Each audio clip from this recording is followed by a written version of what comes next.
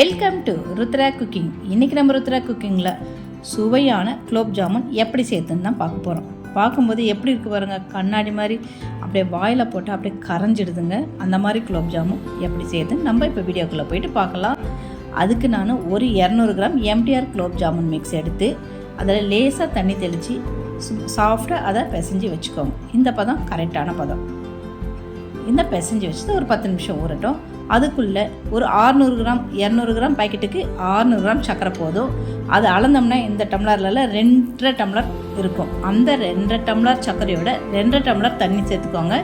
எவ்வளோ சர்க்கரை எடுக்கிறோமோ அவ்வளோ தண்ணி அதுக்கு சேர்த்துக்கணும். அதை சேர்த்து கொஞ்ச நேரம் அடுப்பில் வச்சதுமே அந்த சர்க்கரை கரைஞ்சிடும். அதை நம்ம வடிகட்டி மறுபடியும் ஸ்டவ்வில் வச்சு அதை கொஞ்சம் நேரம் நல்லா கலந்து விட்டுங்கன்னா பாகெல்லாம் வர வேண்டாம், சூடான போதும். ஒரு 20 நிமிஷம் சிம்மிலே இருக்கட்டும்.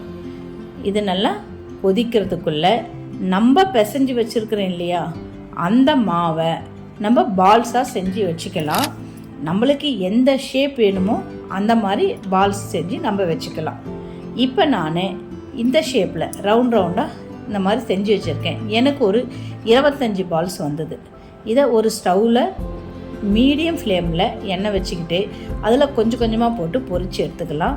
ஒரு பொன்னிறமாக கலர் மாறும். அதுக்கடுத்து ப்ரௌனிஷ் கலர் வரும். இந்த கலர் இப்போ இந்த மாதிரி கலர், இது இன்னும் கொஞ்சம் நேரம் பொன்னிறமாக இந்த கலர் வந்ததுமே அதை நம்ம எடுத்து ஒரு பிளேட்டில் வச்சிடலாம். ஹை ஃப்ளேமில் வச்சிங்கன்னா கட்டாயமாக இது கருகிடும். உள்ளே வேகாது, மேலே மட்டும்தான் வெந்திருக்கும். இது பதம் ரொம்ப முக்கியம். இந்த மாதிரி இருக்கிறது எல்லாத்தையுமே நம்ம பொன்னிறமாக வறுத்து எடுத்து வச்சுக்கிட்டு இதை ஒன்றொன்னா ஒரு 5 நிமிஷம் ஆறட்டும். ஆறின பிறகு ஒன்றொன்னா அந்த ஜீராவில் போட்டிங்கன்னா இது அப்படியே உள்ளே போயிட்டு நல்லா உள்ளே, அதாவது நம்ம ரொம்ப நேரம் கொதிக்க வைக்காதால இது நல்லாவே ஊறிடும். பாகுபதமே இது பாகே வேண்டாம் இதுக்கு.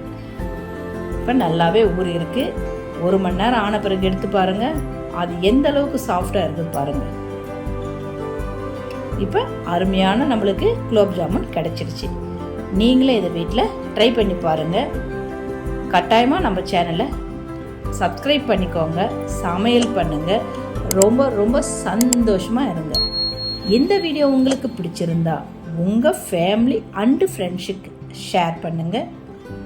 நன்றி, வணக்கம், வாழ்க வளமுடன்.